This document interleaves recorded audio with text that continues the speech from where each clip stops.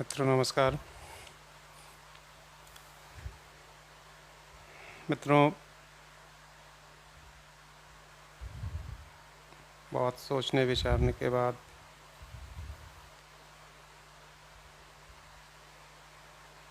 मैं ये वीडियो बना रहा हूँ। मैंने सोचा कि कुछ चीज़ें हैं जो बोलनी चाहिए। हमें लगता है कि हम जानते हैं, समझते हैं, लेकिन बोलते नहीं हैं। मुझे ख्याल आया कि हो सकता है ऐसे बहुत सारे लोग हों जो समझते हों और सोचते हों कि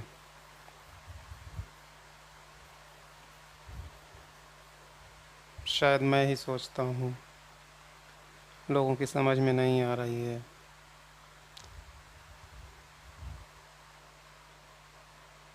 लेकिन मुझे लगा कि नहीं, सबको समझ में आ रहा है, बस बोलने की हिचकिचाहट है।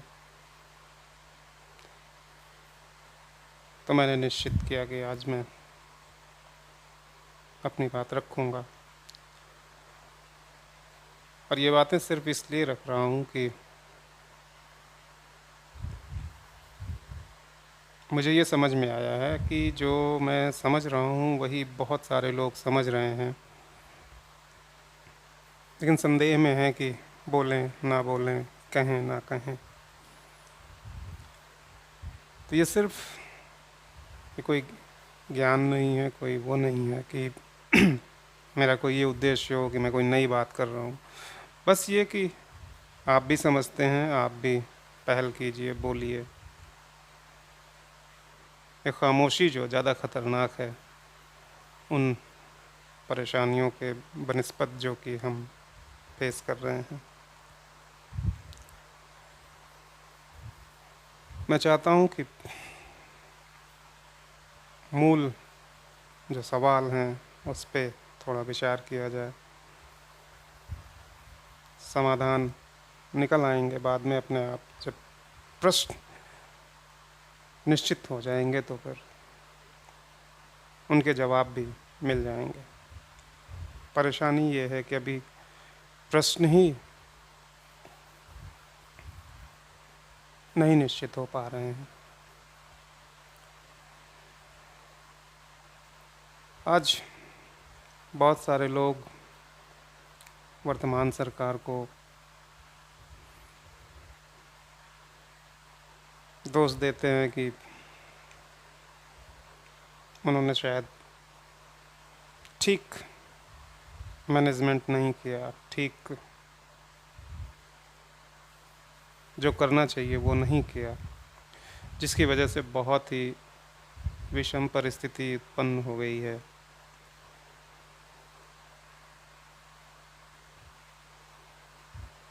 मैंने भी अपने जीवन में इतनी विषम परिस्थिति नहीं देखी, ये सत्य है।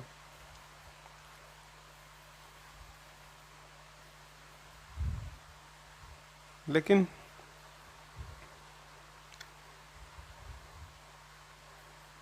क्या ये जो वर्तमान सरकार है उसको दोष देने जैसा है, या कि कुछ स्वयं के भीतर अपने अंदर देखने का कोई तरीका होना चाहिए कि कहीं ऐसा तो नहीं कि ये जो कुछ हो रहा है इसके ज़िम्मेदार हम खुद हैं।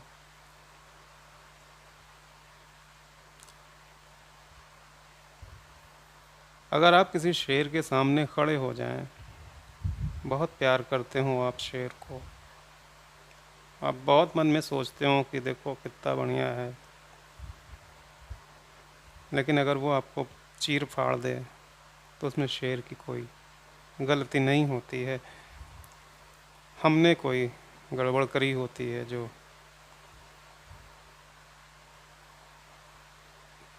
नहीं करनी चाहिए थी। मेरा कहने का मतलब ये कि याद करें सन 2014, वो 2013-14 का इलेक्शन का माहौल, तब भी हम वर्तमान सरकार को बहुत ही दोष दे रहे थे, गालियां दे रहे थे, बहुत सारे मूवमेंट भी चल रहे थे, और तब उनको हटा के हमने एक नई गवर्नमेंट इस्टेब्लिश की, इस उम्मीद में कि ये ठीक करेंगे। जो मेरा ऑब्जर्वेशन है, जो मेरी समझ है, मुझे ये कहने में कोई हिचकिचाहट नहीं है कि आज हम 2013-14 से ज़्यादा ही बुरी परिस्थिति में अपने को पाते हैं।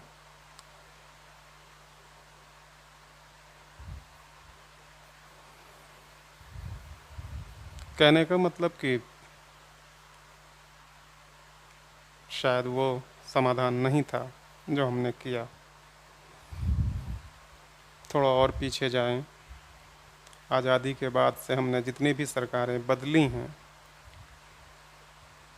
जितनी बार भी हमने सत्ता परिवर्तन किया है, हर बार सोच यही थी कि ये ठीक करेगा।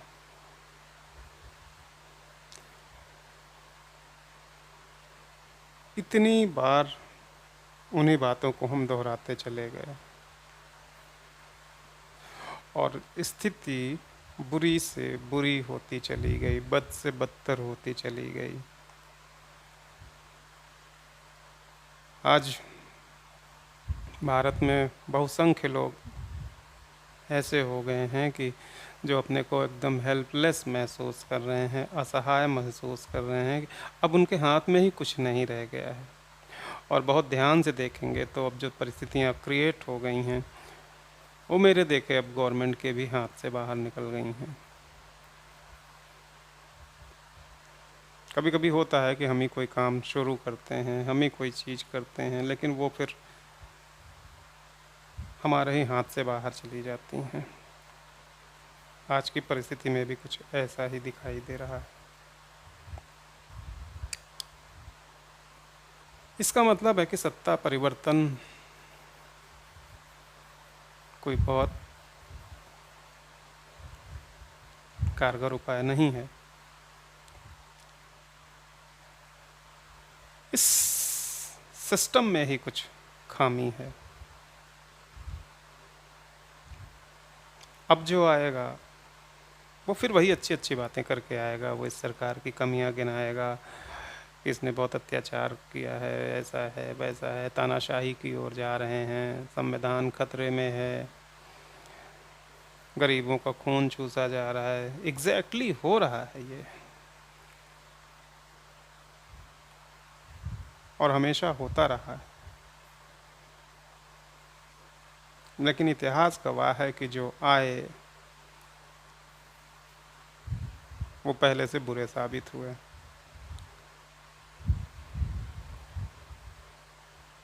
मैं कहना ये चाहता हूँ कि जो तरीका है हमें अपने नुमाइंदे चुनने का, जो हम अपने सांसद विधायक चुनते हैं, इस सिस्टम में ही कुछ खामी है। मैं अपने बारे में बताऊं तो मैं पिछले 25 सालों से वोट नहीं देता, वोटिंग करता ही नहीं। इसलिए नहीं करता कि मैं जानता हूँ कि जो आएगा वो वही करेगा, और इसलिए कि अगर कोई करोड़ों खर्च करके इलेक्शन लड़ता है, चुनाव जीतता है या हारता है, इतना बड़ा दांव खेलता है, सेवा करने के लिए तो नहीं कर सकता कोई ऐसा। इतना बड़ा दांव, इतनी रंजिशें लेता है, अपने लाइफ को डेंजर में डालता है, तब कोई इलेक्शन लड़ता है। और उसके बाद अगर वो एन के एन प्रकारेण जीत जाता है और हम उनसे उम्मीद करें कि वो हमारे लिए काम करेंगे, वो हमारी बेहतरी की सोचेंगे, तो यहाँ कुछ गड़बड़ है। मैं यहाँ पे ध्यान लाना चाहता हूँ।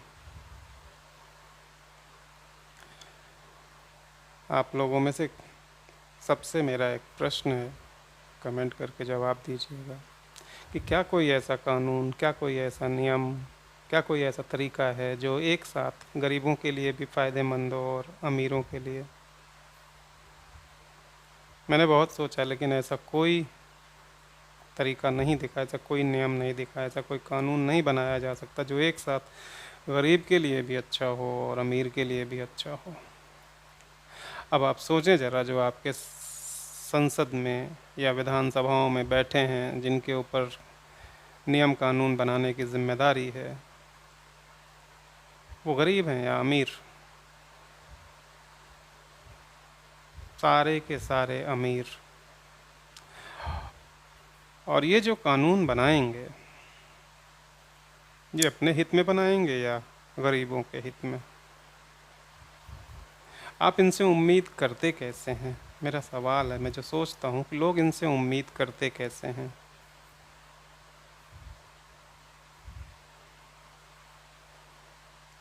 ध्यान रखिए, अभी मैं खाली प्रश्न उठा रहा हूँ, मूल सवालों की तरफ आपका ध्यान ले जाना चाह रहा हूँ। जवाब क्या है इन सवालों का, वो मैं आगे बात करूँगा। अभी तो मूल सवाल।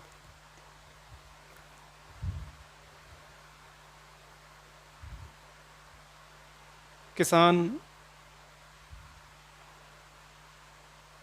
हमेशा से दमित रहा है, उसकी तरफ नाम उसका बहुत लेते हैं, बिना उनका नाम लिए, बिना उनको ये दिखाए कि मैं तुम्हारा ध्यान करता हूँ, तुम्हारे लिए सोचता हूँ, वो वोट तो मिलेगा नहीं, क्योंकि सरकारें तो किसानों से बनती हैं, सरकारें तो मज़दूरों से बनती हैं। ये जो कॉरपोरेट तबका है, ये कोई सरकार नहीं बनाता है। कॉरपोरेट सिर्फ इस्टेब्लिशमेंट की मदद करता है, लोगों को बेवकूफ़ बनाने के लिए जो धन की आवश्यकता होती है उसको वो मुहैया कराता है, और फिर जब किसी की गवर्नमेंट बनती है तो उनको रिवार्ड देती है। ये बड़ा सीधा सा फंडा है। और कोई भी सोच ले ये कि गवर्नमेंट में कोई आएगा इन तरीक़ों से और वो कॉरपोरेट के ख़िलाफ़ हो जाएगा, असंभव बात है, हो ही नहीं सकता।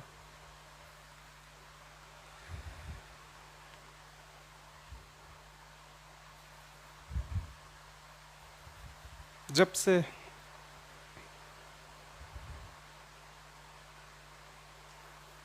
भारत में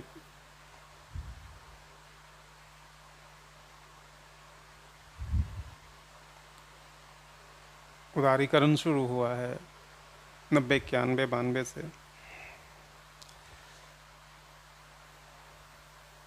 तब से उदारीकरण के नाम पे कैसे कैसे खेल हुए हैं। चीज़ों को प्राइवेट हाथों में देते चले जाना, सरकारी कंपनियों को बेचना, एक जो वेलफेयर गवर्नमेंट की अवधारणा है हमारे संविधान में, उसमें अगर हम सारी चीज़ें बेच देंगे, सारी चीज़ें प्राइवेट हाथों में दे देंगे, तो फिर गवर्नमेंट करेगी क्या? क्यों है ये गवर्नमेंट, क्यों रहे ये गवर्नमेंट? फिर बड़े मज़े की बात है, जो चीज़ें गवर्नमेंट के हाथों में रहती हैं वो लगातार नुकसान देती रहती हैं। वही चीज़ जब प्राइवेट सेक्टर के हाथों में जाती है तो वो फ़ायदेमंद हो जाती है। अगर वो फ़ायदेमंद ना हो तो फिर वो प्राइवेट सेक्टर वाला ख़रीदेगा क्यों? उसको तो प्रॉफिट चाहिए। सोचना ये पड़ेगा कि क्या कहीं जानबूझ के तो गवर्नमेंट सेक्टर को नुकसान में लाया तो नहीं जाता कि इसको बेच के कुछ कमा लिया जाए। जब नुकसान में जाने लगेगी तो लोगों को भी लगेगा कि नुकसान में जा रहा है तो क्या मतलब है, इसको बेच ही देना चाहिए। कोई भी चीज़ जब नुकसान दे रही है तो बेच देना चाहिए, बहुत सीधी सी बात है।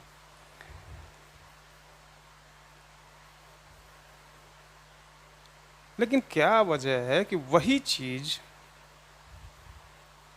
जब सरकारी होती है तो वो घाटे में चलती है, और वही चीज़ प्राइवेट हो जाए तो वो फ़ायदे में चलती है।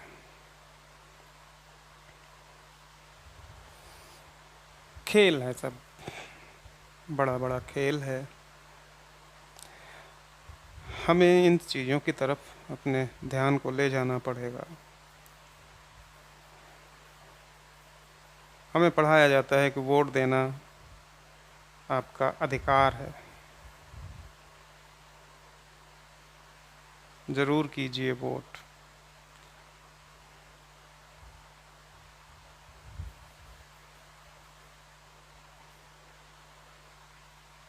हम भी सोचते हैं ये सब जाल हैं, हम भी सोचते हैं कि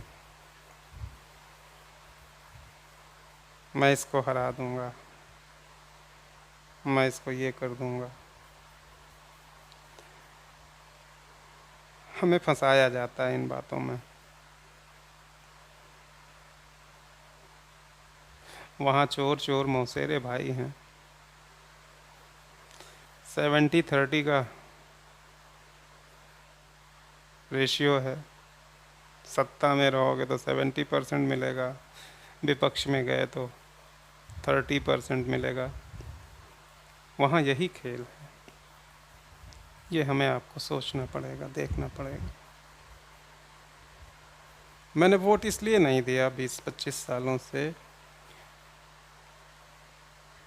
कि मैं कहता हूँ कि मेरे मन का कैंडिडेट नहीं है, कोई नहीं है। इधर बीच लोगों ने कहना शुरू किया कि नोटा दबा दिया कीजिए, वोट तो दीजिए। मैंने कहा नोटा की क्या वैल्यू है? 1 लाख वोट पड़ते हैं, 9,999 वोट नोटा पे पड़ जाएं और एक वोट किसी कैंडिडेट को पड़ जाए, वो कैंडिडेट जीत जाएगा। फिर नोटा में क्या रखा है? क्यों नोटा पे बटन दबाऊं? नोटा का बटन बना देने से ईवीएम में कुछ हो जाता है क्या? मतलब लॉलीपॉप हैं, दिए जाते हैं, सवाल उठते हैं तो उसको दबाने के लिए। जिस दिन नोटा प्रभावी होगा उस दिन सोचूंगा,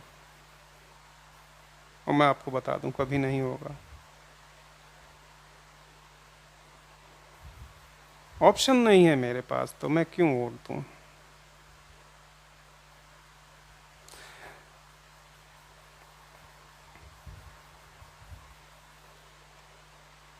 यहाँ से मैं अपनी बातों की शुरुआत कर रहा हूँ। ये कुछ प्रश्न हैं। बात शुरू करनी थी तो बात शुरू करने के लिए कहीं से तो शुरू करना था। मकसद ये है कि इस पे कुछ चर्चा हो, कुछ विचार हो। आप लोगों में से जो भी अपनी बात रखना चाहेगा, मैं चाहूँगा कि आपको भी पूरा मौका मिलेगा। अगर आप कुछ कहना चाहते हैं, कुछ ऐसे सेशन क्या करूँगा कि आपसे भी डिस्कशन हो,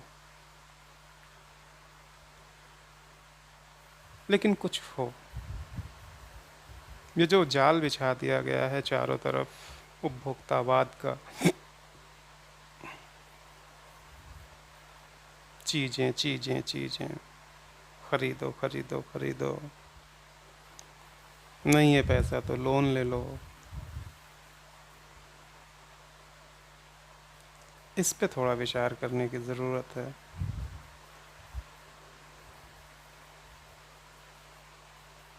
आज पूरा भारत